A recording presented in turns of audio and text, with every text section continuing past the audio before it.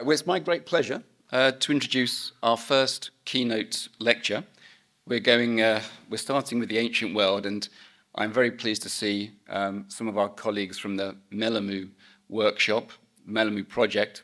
So today's opening lecture is a link to ancient history and archaeology, and this is part of our attempt to broaden the field of border studies, or at least to reach out to all disciplines.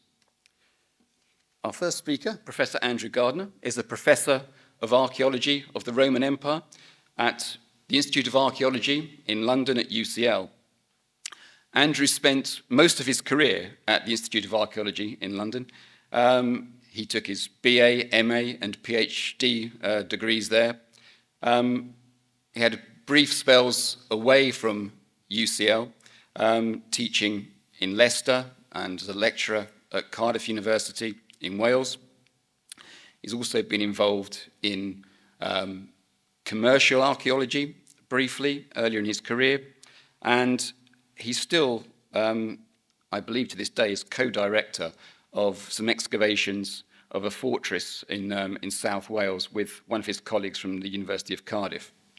One of Andrew's great passions has been trying to promote archaeology to a wider public, and he's been very engaged in archaeological theory as well. And as part of his promotion of archaeology in the UK, he's been played an important role in Society for the Promotion of Roman Studies and University Archaeology UK, which promotes the subject for students in the UK. So without further ado, I'd like to invite Andrew onto the stage. The title of his lecture is Empires, Frontiers, and Border Studies, Broadening the Dialogue.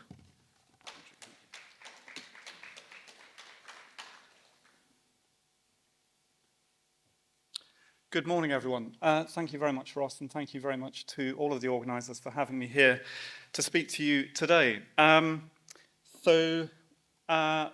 plan for the talk, I'll give you just another couple of seconds to read that cartoon properly. Plan for the talk is to introduce somewhat to you the contours of my discipline, because I'm aware that most of you will be unfamiliar with the ins and outs of Roman archaeology. And then I'm going to talk about Roman frontiers, obviously, and particularly frontiers in Britain, as a case study in some of the ideas that we can potentially pursue in such a context. So I'm going to outline Roman archaeology today, which is a more dynamic discipline than perhaps many people outside of it are aware, and talk about frontiers from two perspectives. And recently I've been thinking about comparative frontier studies quite a lot. And there are kind of two axes of comparison that I think are interesting. One is a kind of vertical or genealogical comparison, so looking at the influence of past frontiers and boundaries through time. And Roman frontiers are quite influential on later concepts of borders, particularly in Europe and North Africa. And then there is a more kind of lateral or side-by-side kind of comparison we can do, both within the Roman context, different Roman frontiers across the empire, and then comparing Roman frontiers with other border contexts in later history. So I'll talk about the genealogical approach more briefly and initially, and then I'll say a little bit about the intersections between border studies and archaeology, and then the sort of second half of my talk really will be that a deeper comparison of a couple of different frontier regions in Roman Britain, to look at some of the interesting aspects of those frontiers, their dualities, the practices we can see happening on them, and their long-term consequences for the trajectory of the Roman Empire. And finishing up with some thoughts on, hopefully, what archaeologists can contribute to interdisciplinary workshops like this. So, as I say, it's necessary for me to outline a little bit the contours of Roman archaeology, which is not simply dusty old scholars looking at dusty old objects or sitting in dusty old trenches. Roman archaeology has been through quite a few changes of perspective in the last 30 years in particular, and I'm quite lucky, actually, I think, that my career has happened when it has, that these have happened as I've been a student and then become becoming an academic. Up until the 1980s, though, Roman archaeology was quite a traditional subfield within archaeology, or a form of historical archaeology, if you like, which was very much historical in the sense of being text-determined. Archaeology, in many historical subfields up until that sort of time, was often really just providing pictures to go with narratives derived from written sources. And it was very much particularistic, very antagonistic almost to comparison, and definitely Romanocentric, and I'll come back to what I mean by that a little bit later. But since the 1980s, but certainly the beginning of the 1990s, there was a post-colonial turn around that time, and a particularly important conference and series of publications called TRAC, the Theoretical Roman Archaeology Conference, began in 1991. And that began the process of trying to take more seriously the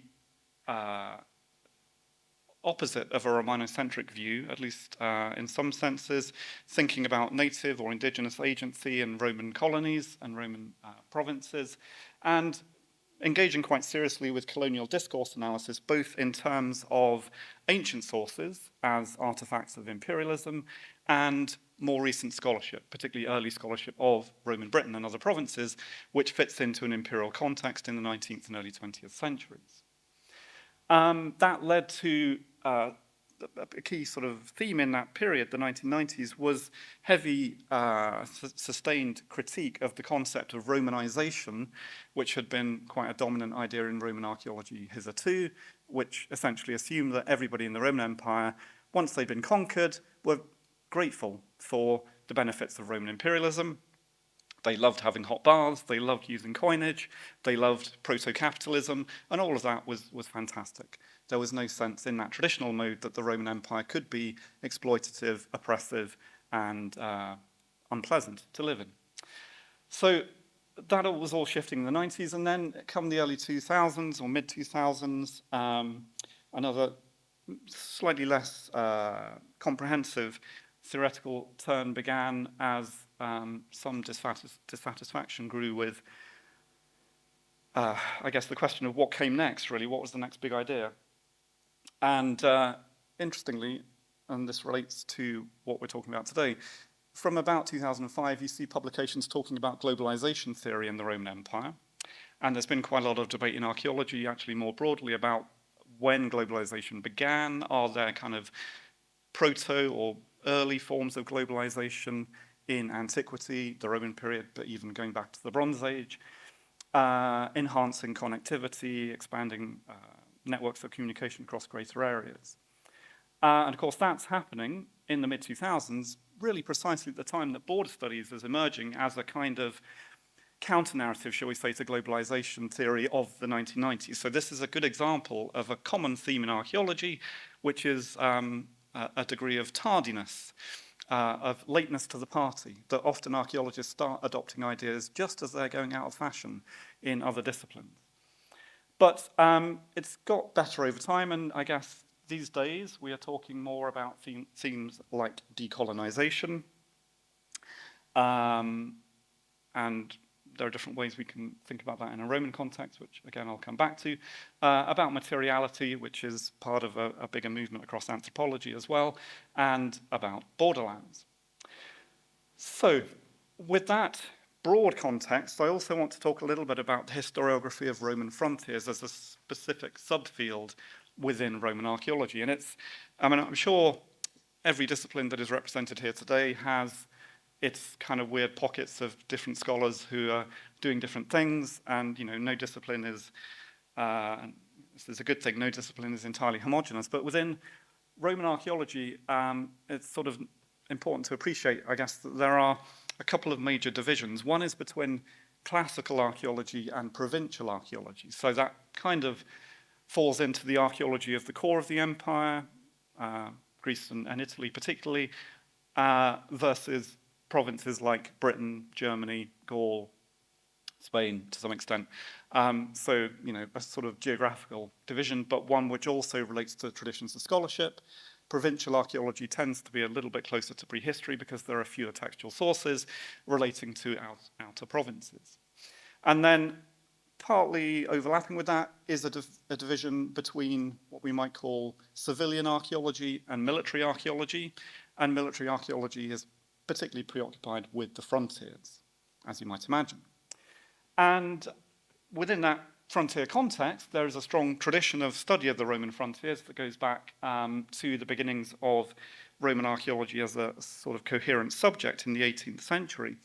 And as you can see here, there have been some different approaches over time. And in the 18th, 19th, and indeed early 20th century, the emphasis was very much on a very kind of top-down military historical perspective on those frontiers, influenced quite strongly by the fact that many scholars of Roman frontiers in those periods were soldiers or had a military background themselves, and were often studying Roman frontiers quite instrumentally, really, as the sources of some kind of lessons for the management of military borders in those periods. It's no coincidence, really, that, for example, some of the first scientific surveys of forts on Hadrian's Wall were conducted by General Sir William Roy, who was engaged in planning the border between England and Scotland in the 18th century, which, of course, was a period of military conflict between those two regions. And the same goes in Western Europe, and, of course, through the 19th century, the same goes in colonial context, that Roman frontiers in Europe and in North Africa were seen as relevant to colonial frontiers in North Africa and the Middle East, and to border disputes in Europe. This was also, though, very much a kind of descriptive phase, at the same time as there is this kind of strong political baggage. It is the period in which most of the kind of key chronologies were outlined, and some of, as I say, some of the earliest surveys were conducted of sites and monuments. And that's a long period of time of fairly kind of empirical, traditional, but also political scholarship. In the 1970s, we start to see some innovation, finally, influenced by the kind of broader trends in archaeology at the time, which was becoming more anthropological. And that means, to say, some more comparative study with other contexts, more economic studies of trade across the frontiers and supply lines, and really for the first time, I guess, an interest in the consequences of those frontiers for people living outside them in particular, where it is pretty clear that Roman frontiers were quite powerful stimuli to ethnogenesis in trans-frontier regions. You see it happening in Scotland, you see it happening in Germany through the Roman period. So studying those kinds of processes. And then more recently, and it's sort of in parallel with the developments I talked about earlier in post-colonial Roman archaeology in the 1990s, there's more of what we might call sociological interest in the nature of borders, not really at this point engaging with any of the emerging border studies literature, but certainly talking about some relevant themes to do with the porosity of borders, zonal definitions of borders, and the nature of frontier communities for the first time really being investigated. So up until this kind of period, the nature of Roman military garrisons, for example, was pretty much taken for granted. There was a lot of study of the particular units in particular places and their particular histories, but no real interest in the soldiers on the frontiers as people who might have families, who might live lives outside of the strictures of military life. And so an interest in the nature of these as social communities. The diagram at the top there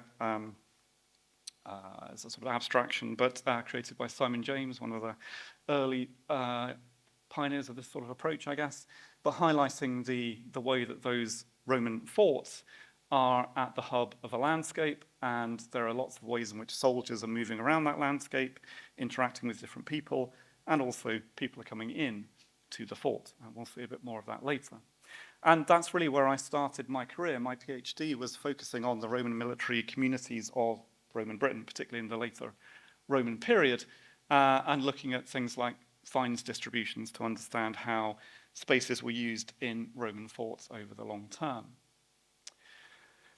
And more recently, I guess, actually, that's been enhanced by advances in scientific archaeology, particularly to do with the study of ancient DNA and other chemical signatures in human remains that allow us to track mobility of people and talk more accurately about the mobility that the Roman military enabled by mechanisms of recruitment and movement of troops around the empire, particularly in Britain, looking at people coming in a military context from other provinces, particularly in the Western Empire.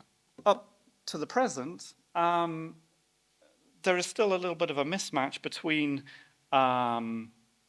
frontier archaeology and civilian archaeology, even within a province like Roman Britain, although actually they're much more kind of in parallel now than they have been in the past, and there is much potential for them to really come together. It's interesting, well, it's interesting to me, it may not be interesting to anyone outside of Roman archaeology, but there has been this kind of struggle going on for the last 30 years, really, for the soul of what Roman archaeology is about. Why do we study the Roman Empire? What is it for? What is it good for? As an example, in human history, and how do we deal critically with the fact that ideas about the Roman Empire are really fundamental still for the identity of many people in Europe, and political institutions, monumental architecture, all kinds of things. And there's been this kind of tussle because the track record of the kind of more military-oriented archaeology of the previous century or more was pretty bad in excluding lots of groups of people from our analysis. And as I said, there are these weird kind of theoretical pathways that have been gone down at different points in the past, like the globalization move. But ultimately, we have the potential now to reconnect different parts of the archaeology of the Roman Empire, and border studies will very much help us do that because it enables us to think about the integration of the frontiers with the rest of the empire, the consequences of the frontiers for the empire, and then to speak more widely to other disciplines. Roman archaeology now has these challenges. One of them that we're always dealing with really is the baggage of past scholarship. And archaeologists are often frustrated at the fact that the kind of public understanding of the past is often not where we would like it to be in terms of developments in archaeological thinking over the last 30 years. But that's because many of the public went, obviously that's a very broad term, but anyone in their 40s, 50s, 60s, they went to school and were taught certain things that are very archaic ideas by modern standards, as it were, in terms of scholarship. But how we update those, how archaeology developments can be communicated through revisions to the curriculum, these are big challenges. But we're always wrestling with this implicit identification between European scholars and publics and the Roman Empire. When we think of the Romans, we think of us. And that, sort of decolonizing that is a really big theme that we need to pursue. As I said, we also need to integrate better study of the military and civilian and provincial and classical traditions. And when we do that, I think we have the chance to really offer critical perspectives on the social and cultural dynamics of empires. And that's important because we live in a world which is still very heavily influenced by the legacy of empires, and indeed, arguably, is still one in which imperial things happen. So how we pursue that, I think, is profitably stimulated and has a contribution to make to border studies. So now I am actually going to talk a bit more about the frontiers. And as I say, I want to start briefly by thinking a little bit about the genealogy of frontiers, the reception of Roman frontiers, and then more substantially look at some comparative aspects of Roman frontiers. So needless to say, really, there are certain contexts in which Roman frontiers readily spring to mind in public discourse, both political and popular. And in the UK, of course, we have one of the most famous frontiers of the Roman Empire because of its physicality, Hadrian's Wall, which I'm going to talk more about a little bit later. And Hadrian's Wall has become an archetype of the military frontier, of the kind of physical barrier type of frontier. And it is continuously evoked, really, obviously, in the UK itself, in the continuing debate over Scottish independence. Hadrian's Wall regularly features as a symbol of a past assumed division and a potential, sort of future possibility if the countries were to separate again. But it also comes up sometimes tangentially, a bit perhaps in relation to the former president of the US's ambition to build a stronger wall on the southern border of the US. And of course, really in both of those contexts, there's an obvious reference to a physical barrier, but there is also a degree of playing with, sometimes from different perspectives, but playing with the reason that most people imagine that the wall was built in the first place. Now, the function and the purpose of Hadrian's Wall is actually much debated in Roman archaeology, but there is a headline interpretation which is given to us by a late Roman source, actually, which you see quoted at the top right there, top left, that the wall was built to separate basically civilization from barbarism. And that idea, which is part of a Roman ideology, I guess, but we don't know really if that is what was going through Hadrian's mind when he commissioned the building of the wall, or through the minds of the legionaries who built it, or any of the people involved in its construction. But that simple idea that frontiers in the Roman world divide civilization from barbarism, that idea has a massive kind of echo through history in terms of how people understand borders and frontiers, certainly in the Western world. And of course, in these contexts, certainly that kind of thinking is implicit in Trump's ideas about the wall. That kind of thinking, as I say, it can be played in different directions. And when in Scotland people sort of joke about building Hadrian's Wall, they appropriate the idea of barbarism in a kind of noble savage type of idea as actually a good thing against the evil empire to the south. But it's a powerful idea. And of course, these kinds of frontier concepts play through history. An important side note, which of course I'm sure we'll be hearing a lot more about later, but it's something I'm interested to talk to people about, is the kind of influence of different ideas of frontiers in American history and in American ideology. Because of course in English the word frontier is quite interesting, and I've been talking recently with Roman scholars across Europe about language, about different terms that we use for borders and frontiers. But in English, the frontier implies an asymmetry, just as I've been talking about, and it implies an openness to expansion, that the frontier is kind of provisional because you can keep going. And of course, that idea is foundational to Frederick Jackson Turner's frontier thesis in American history, and the idea of the open frontier as defining American sort of identity and history in the 19th and 20th centuries. And there's a lot of recent discussion about how that frontier concept has morphed through time, how it continued even once the US was constituted in its current geographical state, and the frontier simply moved beyond the US to Central America, to other parts of the world in the Second World War and post-war era, even to space. And the question now, I guess, is where the frontier sits in the context of this obsession with walls and the borders of the US to the south. Has the frontier closed finally and become a wall? That's one key theme that we can think about, is the genealogy of frontiers and border concepts and how much they owe to usually misconceptions about Roman frontiers. Turning now to look at Roman frontiers in themselves, I want to try and explore some of the kind of key insights of border studies perspectives. And here, of course, I'm talking about something which many of you know more about than I do. But I think this summary from a recent book on the US-Mexican border, summary of some of the key sort of insights of border studies is a useful starting point. And again, I don't really need to go into too much detail with you about some of these points. But many of these ideas are new in the study of Roman frontiers, thinking about the duality of borders, thinking about the diversity along border lines as well as across them, thinking about the dynamism of frontiers, thinking about the complexity of their social character, and thinking about the long-term and spatially expansive consequences of borders and their relationships to the center. These are all themes that Roman archaeology can absolutely explore and profitably address.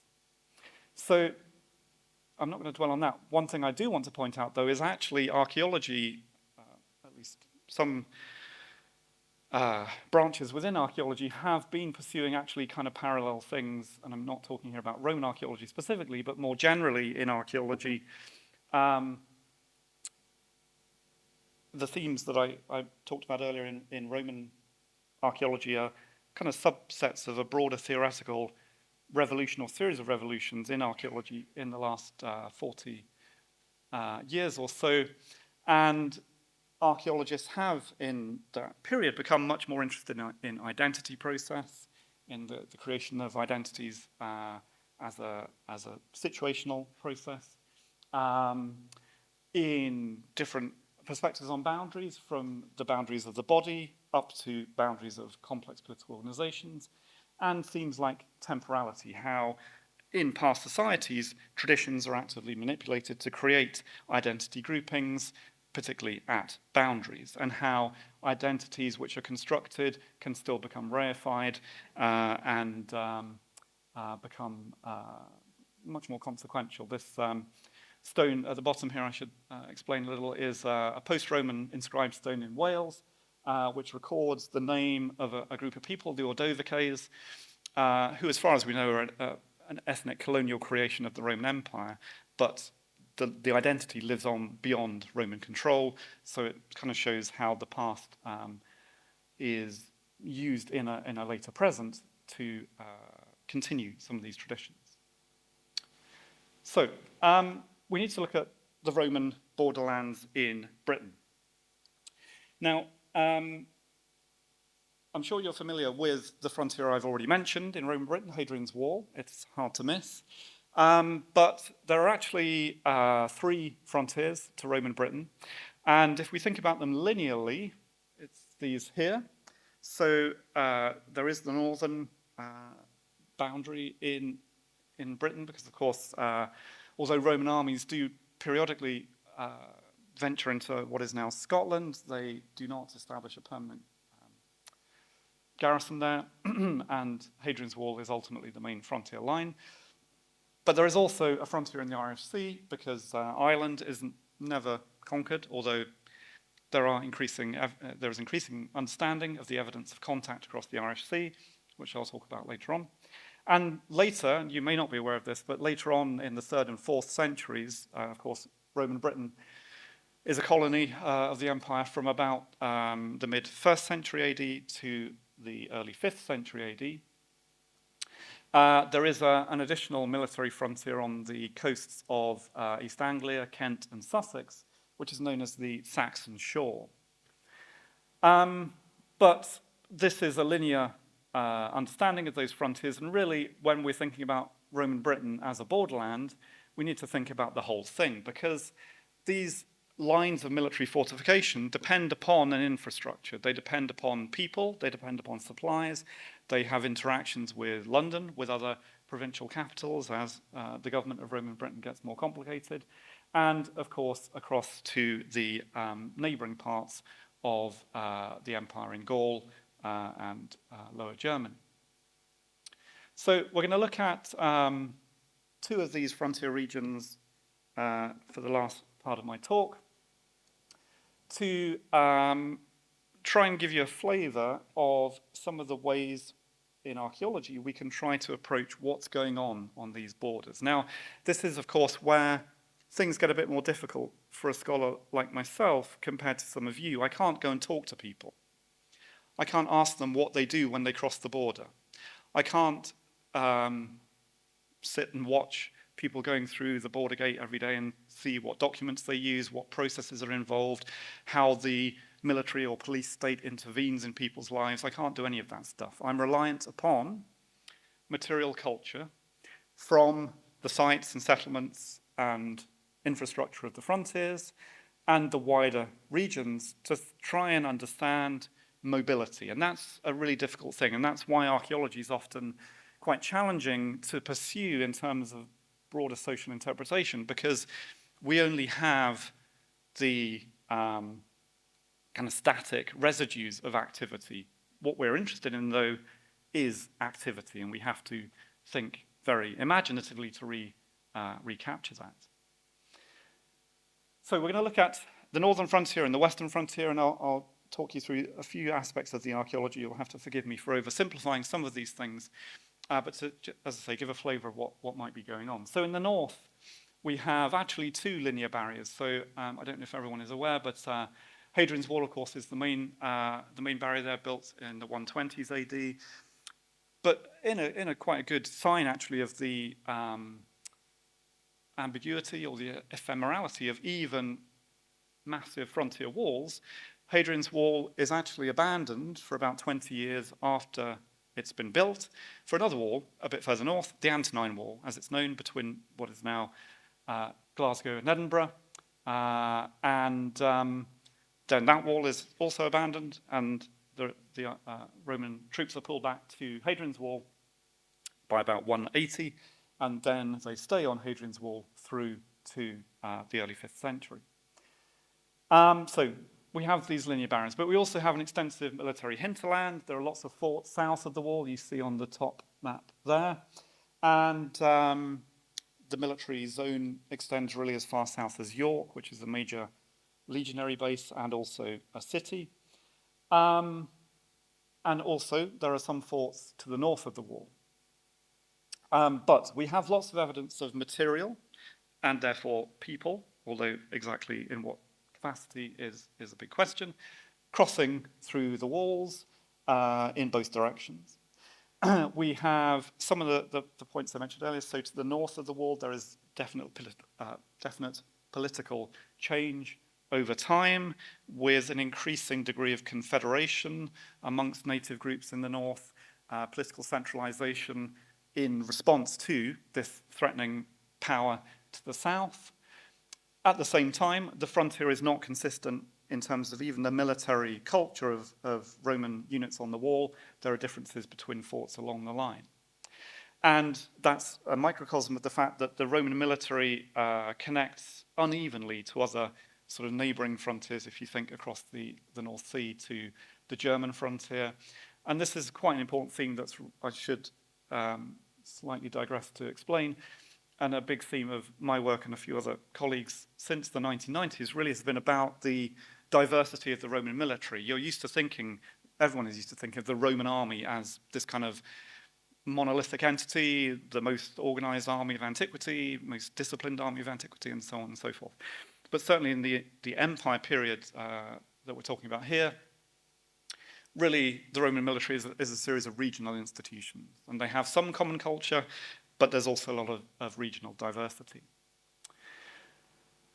So thinking about the settlements and the kind of spaces of the wall and its hinterland, of course, Hadrian's Wall is a strong linear defensive boundary. There's no getting away from that. It is a big wall.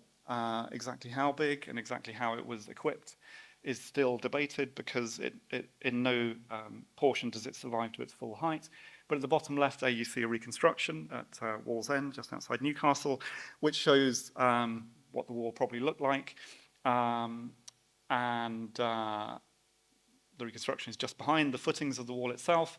You see also there some timbers, which in antiquity, of course, would have been spiky, not flat, and they are additional defenses in the front of the wall. There's also a really big ditch in front of the wall. It is not a trivial installation. However, when it was built, the wall is punctuated by gateways every mile of its 80-mile extent, and those gateways are at the mile castles. You see there an example. Although, again, there are caveats to that.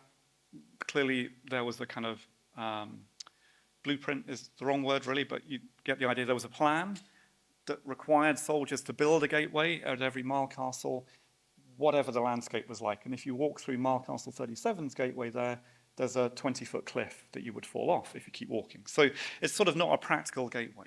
And interestingly, in later antiquity, in the 3rd and 4th centuries, quite a lot of these gateways were blocked up. So that is quite a telling thing about movement. However, there are a few other gateways that we know are kept open, and there are gateways at the forts which sit on the wall, which were part of a slight revision to the plan for the wall in its construction stages, and those are almost certainly in use all the way through.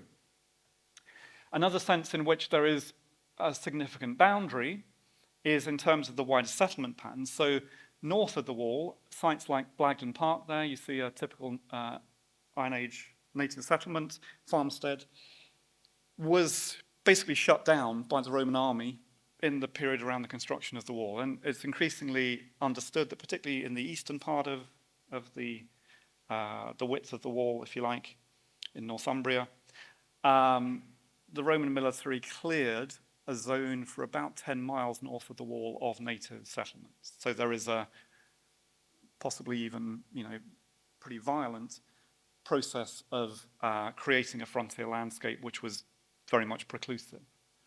Meanwhile, to the south of the wall, not particularly close to the wall, but increasingly we find villas, which are the kind of characteristic type of higher status Roman farmstead, mainly found in southern Britain, but we find them more and more close to the wall, like in Teesside, this example here. So there is quite a big difference in terms of the economy and the kind of cultural manifestations of these two sides of the wall.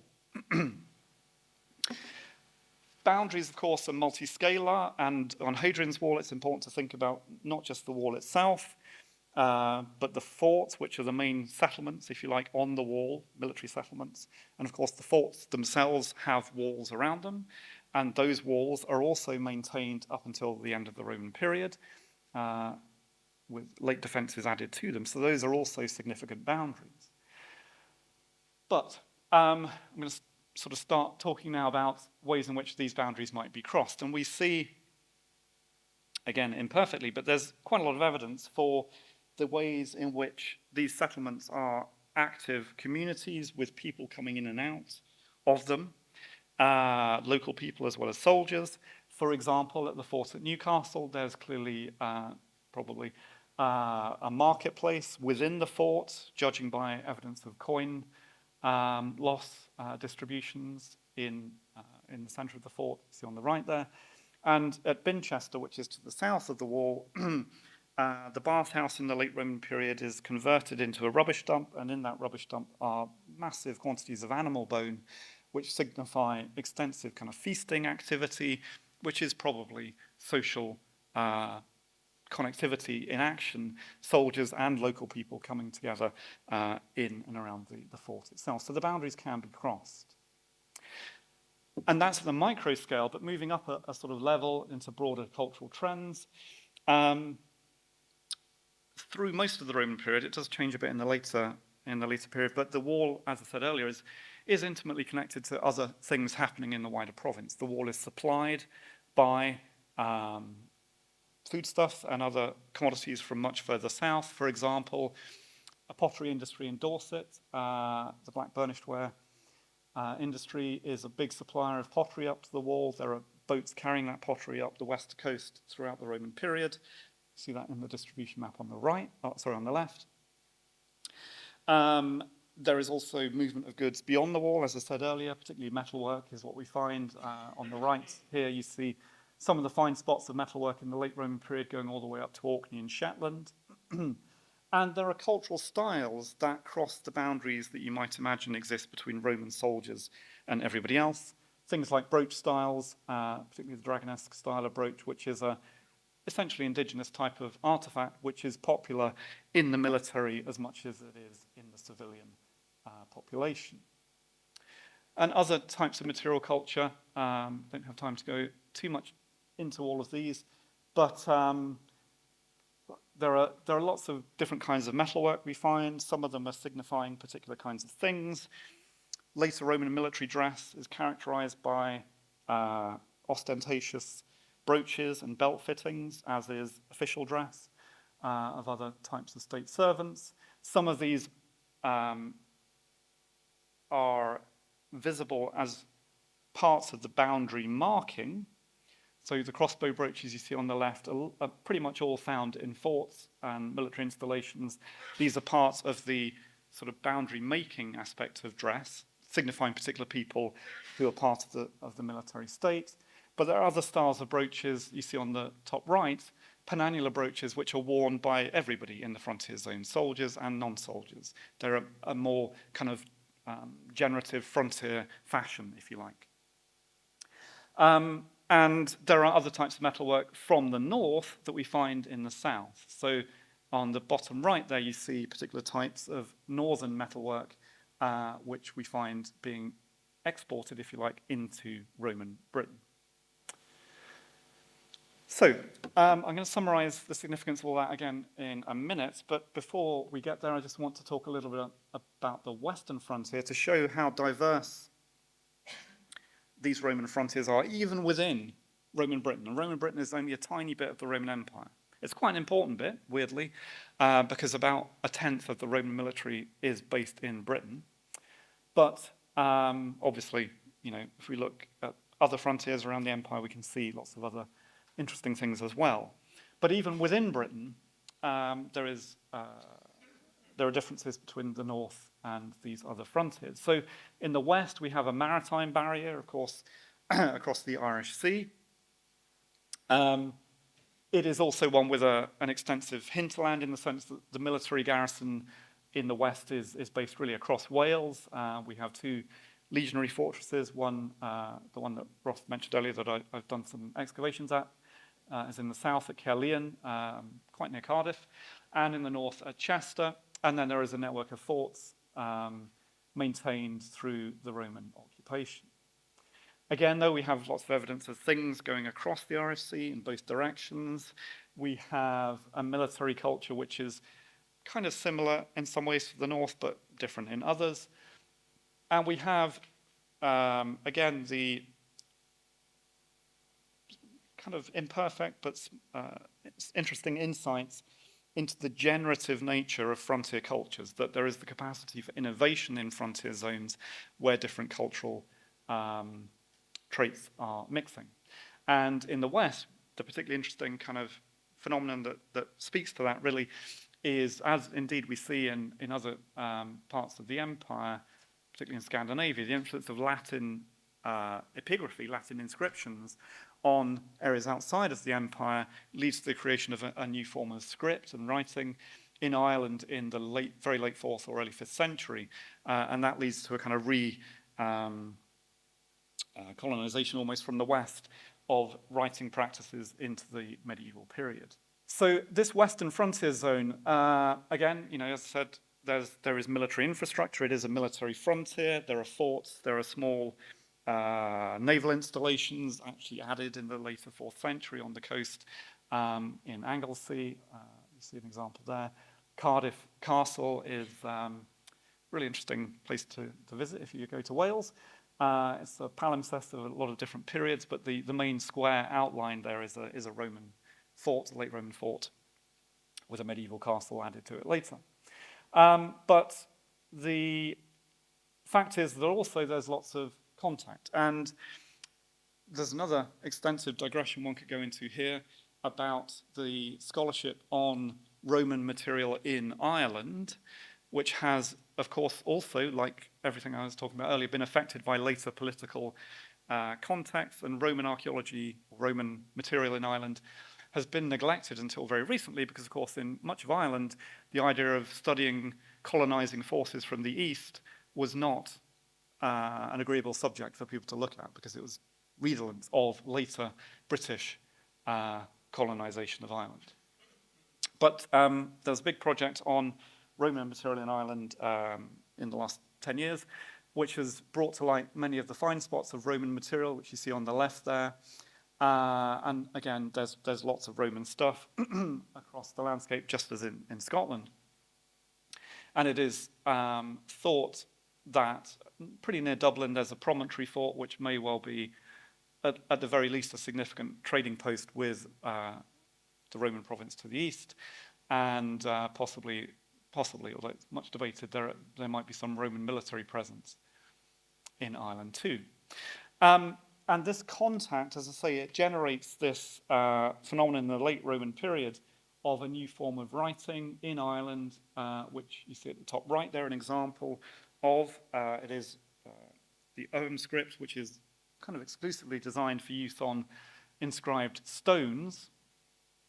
And you see fine spots of these stones crossing the Irish Sea there at the bottom in Ireland and in particularly Wales, a little bit in Cornwall too.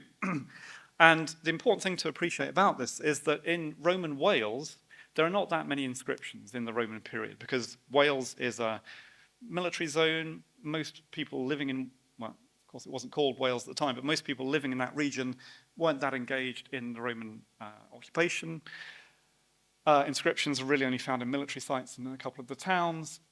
But nonetheless, that idea that you can inscribe things on stones has ultimately an impact and leads to the creation of a different script, but serving the same purpose in that Irish Sea zone, which is kind of re-imported into Wales in the 5th, 6th, and 7th centuries, so after the Roman occupation. And it's an interesting example of how an imperial tradition can be detached from its context and kind of localized and hybridized and then sort of re-imported into the former territory of the empire as it became.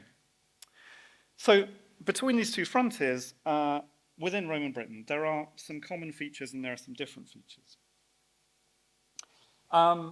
In both contexts, we have evidence from material culture of things crossing the boundaries. That is to be expected, perhaps. There are different mechanisms by which that could have occurred, some of them very official. So it is attested in Roman sources, for example, that Roman emperors sometimes bought off peoples outside the frontier to stop them attacking. So, therefore, lots of Roman silverware goes north to pay off local leaders. Probably also there are people coming in to the province to join the Roman military at different points in the Roman period. But there are also likely to be, but this is where our resolution is so poor, everyday exchanges. Just as in any border, even pretty fortified borders, people go back and forth on everyday business to visit their families, to go to work. That kind of stuff is much harder to see in this case. The military culture is being transformed over time by those sort of everyday interactions. And again, that's important to appreciate because, of course, when we're talking about the Roman military in this context, it's the same as talking about the border patrol in the southern US or any border state entity. The Roman military is the Roman state on the border. It is just like any other police force or military force.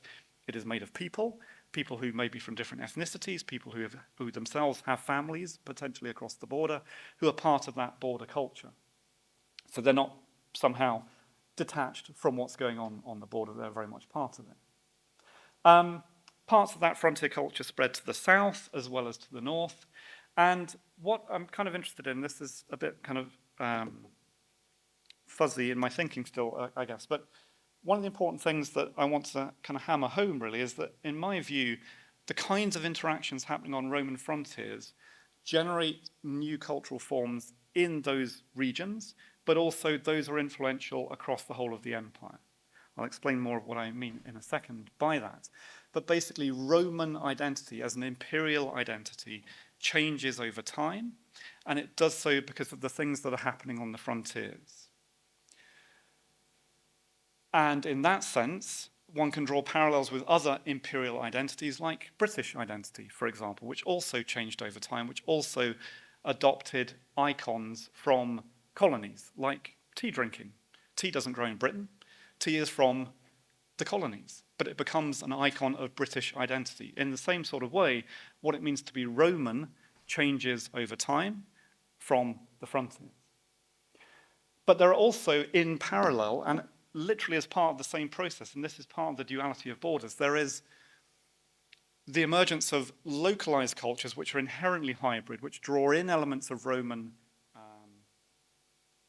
culture, sometimes not by choice, because the Roman state creates identities on the frontier, just as it does across the empire. But local people have the capacity to actively engage with those identities, to manipulate them, and we see the formation of more localized identities which have more distinctive patterns, and the example of that script form in the RSC is a good one to illustrate this. And so the other process that's happening in parallel to the transformation of Roman identity is the formation of hybrid local cultures, and this is a really important part of why the empire in the West stops, why it collapses. Because you have a Roman identity which is kind of trying to keep up with localizing forces, but it can't. And those local cultures become strong enough that they become drivers of fragmentation of the Western Empire and basically lay the foundations of later medieval kingdoms and states. So I'm pretty much coming to a conclusion here. I want to emphasize this point about the consequences of borders, the consequences of what's going on in the frontiers. The frontiers are not peripheral to the empire, they're part of its overall story, because the everyday life on the borderlands, even if we can't see it as clearly as we would like, is transformative of both Roman culture, Roman identity, and the local cultures of those regions. And the institutions which maintain those frontiers, the military itself, is really a big part of that process. It's a medium for that kind of interaction. It's not exclusive. A couple of things illustrate this. So at the top there you have an excerpt from a late Roman law code, the Codex Theodosianus, which prohibits the wearing of trousers in Rome. And long hair is also banned. So I went to Rome last week, but 2,000 years ago, well, 1,500 years ago, I would have been banned from the city. Because these are markers of identity of barbarians from the frontiers. And of course, when you have a law, it means that that thing is actually happening. It means that people are going to Rome wearing trousers, and there is a reactionary strand of kind of Daily Mail reading Roman senators who don't like that. But there is this sort of sense in the core of the empire of alienation from the frontiers, which is indicative of the change that is happening.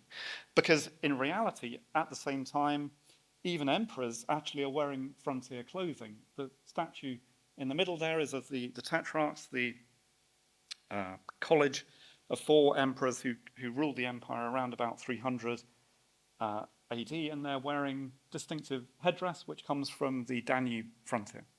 So emperors in the late Roman period are adopting frontier styles as part of the changing culture of the empire. We could talk about other things like Christianity, actually, as another influence from a peripheral part of the empire that becomes a significant marker of Roman identity in the 4th century. And at the same time, there is this process of detachment at the local level and of kind of forgetting. And I include a modern statue there of a post-Roman, early medieval writer, Gildas, who's a monk in Britain, who gives an early and very garbled account of Roman occupation of Britain. And I include him here because in the 5th century, early 6th century, when Gildas is writing after the Roman occupation, he sees the Romans as an outside people. In fact, he's kind of the originator of the idea of the Romans as some kind of homogeneous ethnic group that came and left, which is not what they were.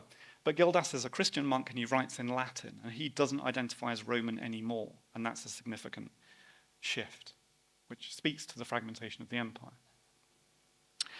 I don't really have time now, I wanted to talk quite a lot about Brexit because I started getting into border studies actually after the referendum in the UK and my disgust at it and its outcome, and thinking about imperial identities, because of course the Brexit episode is really a footnote to the decline and fall of the British Empire and the struggle quite a lot of people in Britain have, or in England especially have, in processing, shall we say, Britain's place in the world today. So I don't have time to go into this, but perhaps in discussion over coffee or whatever we can get into this. But basically, I would like to venture that there are parallels between processes we can see happening in the Roman Empire and in the British Empire and probably other empires too, to do with this kind of process of identity formation and transformation over time. And in the case of Britain, the kind of articulation of British identity, which goes through a long trajectory for 1,000 years, really, initially appropriating the English Empire in Wales and Scotland and Ireland, appropriating the concept of Britishness from those regions, and then morphing again in the wider empire, and becoming detached from local identities. That's the kind of key theme, because, of course, Brexit is driven by people in England voting against a bigger community, people in England who primarily identify as English rather than British. And that is a whole interesting process, but again, I don't have time to go into it. But the point at the bottom, I hope, is sort of makes sense. So, what I hope to have shown today is that, as you all know, borders and borderlands are really central, not peripheral, to how we understand societies in the modern world and in the past.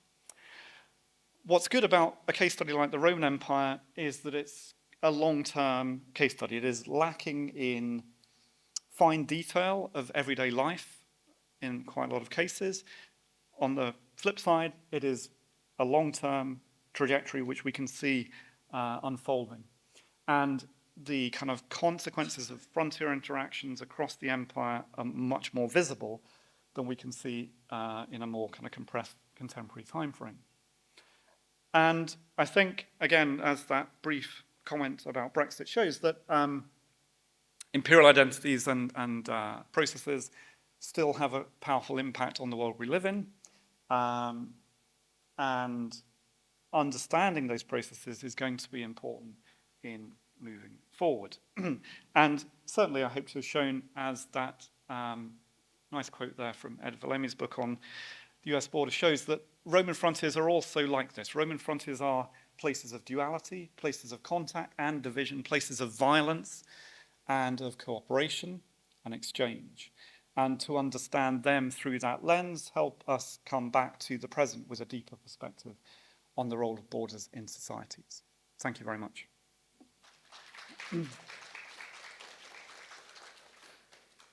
Thank you, Andrew. I think you certainly delivered on your subtitle there, which was Broadening the Dialogue. So I'm sure everybody could find some sort of connection or resonance with their own research and ideas about borders. So thank you very much for a fascinating lecture and giving us so much to think about. We do have just a few minutes if there are any questions. There is a coffee break in a moment, but I can see Professor Newman's got his hand up already. I will have to repeat the question, I think, for our online viewers, but Professor Newman? I'm very intrigued in traditional border literature, rightly or wrongly, to move way beyond that, has tended to sort of have these old typologies where they differentiate between the concept of border and frontier, border and borderland, the latter being sort of an area undefined, a transition zone, a place of contact, place of meeting, which can be either positive or negative. And when do sort of countries stick up walls? I could take Adrian's wall and say, I live in the south of Israel, which stuck up a bloody big separation barrier between Israel and the West Bank, where the borderland doesn't work.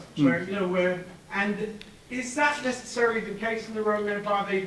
They put up walls where the notion of frontier didn't really work, and would create a very strong divide? Or is the dynamics of that time a different sort of dynamics?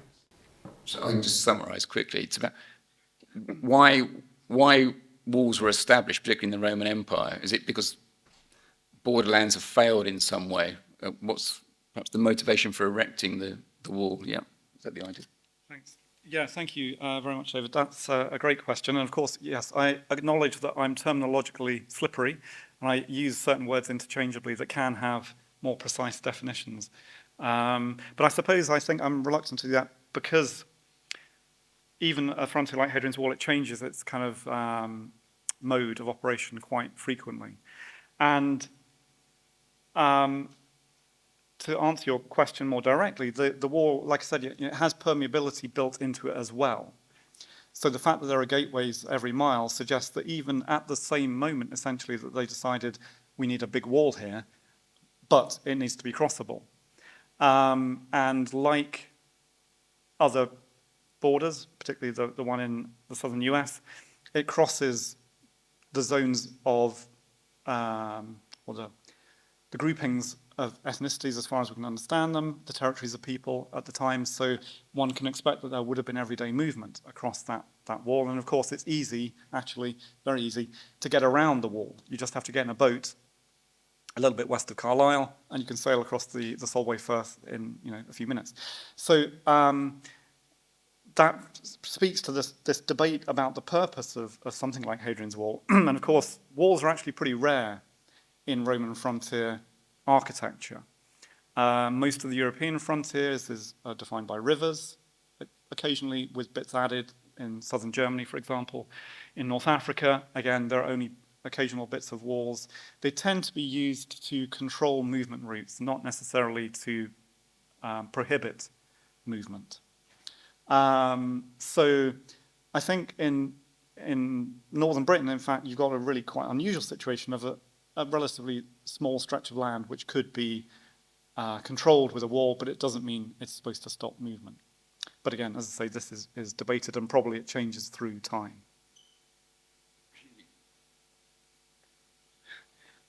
Walls take a long time to construct, particularly in this period, in this way. It requires a lot of manpower, a lot of money, I guess. People are paid, or the soldiers, they're doing the work mostly, are they, as far as we know. Yeah. But it's time-consuming. Yeah. It's a lot of effort. Yeah. So it's not something you take on lightly as a simple solution to a problem. No, indeed. But, I mean, there are different schools of thought. There are, some scholars have or would argue that giving the soldiers something to do is part of the point of when you have a kind of troublesome, as the Roman military could be, state military agency. But the fact that the wall was built and then abandoned by the next emperor also shows how ephemeral that investment could be seen as, that the political advantage of conquering new territory far outweighed the debt that had been incurred by the previous thing. I can think of all sorts of contemporary resonances there. But Anna Mastakiewicz has got a question. Anna. Oh. I'm interested in soldier rotation at the border because we talk about immersion, and how does it carry over this transition, this frontierization of the empire? How long does the soldier stay in Britain? All right. So I didn't hear the first word you used. Sorry, you were just. Rotation, sorry, okay. All right, so the question is about rotation of the soldiers and how long they would stay at the border. Thank you. That's a great question, thank you, yes. So, okay, so again, this is something that's a bit tricky to understand because the evidence for soldiers' kind of origins is quite heavily dependent upon epigraphy on inscriptions, usually funereal inscriptions, which talk about their identity. As I said, though, increasingly we can use other scientific measures where we have human remains. It is usually assumed, so initially when the wall was built, you've got regiments being stationed there who have, in many cases, ethnic titles. Much of the auxiliary part of the Roman military in Britain comes from other parts of Europe. There are cohorts of troops from Gaul, from the Balkans, from Spain. But even by that point, they've been in Britain for quite a while, so it's quite likely, but it's not certain, that more local recruitment has started to take over. Roman units are not consistently drawing upon their point of origin for recruitment, although there may be some flow of people. Certainly over the 300 years nearly that the wall is occupied, though, it is very much assumed that after a relatively short time, local recruitment is a big thing. And in fact, there are late Roman laws which oblige the sons of soldiers to serve in the same regiment. And therefore, those military communities are become very much embedded in the landscape of the frontier. And the people that they interact with in other villages and farmsteads, they're kind of part of that border social landscape. But again, that being said, there are still occasional rotations of people, but Roman soldiers serve for most of their lives, and then they tend to retire when they become veterans to live in that locality as well. Again, there are exceptions. Some people go back, but by the late Roman period, not so much.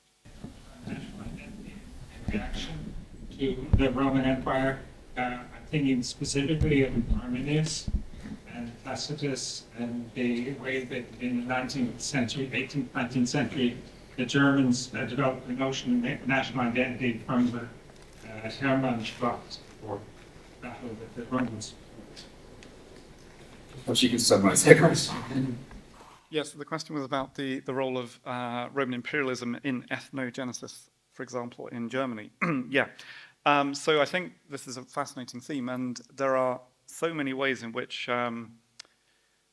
later colonial and national identity formation in Europe and the wider European empires in the 17th through 19th centuries draws upon a Roman template. And there's a really interesting kind of, circularity is the wrong word, but there's a kind of feedback loop almost that, you know, in that period, imperial administrators and national governments are drawing upon sources from the Roman period, which were written for the same reason, which is creating identities to organize people that you are controlling.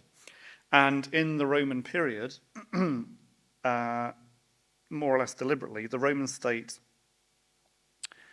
creates ethnicities, just as in colonial Africa or the Americas, the imperial state arrives in a location, hears a few names, speaks to a few people, and then you suddenly have an ethnic unit being formed, which becomes an artifact of imperial administration. Even across the frontier, as it were, of course, the Germans are first written about ethnographically in much the same way that Native American peoples might have been written about in the 16th century. And that is a key part of the imperial process across time. And in the Roman period, what we can study interestingly, but again, which happens in post-colonial context later on, is how those imperial imposed identities become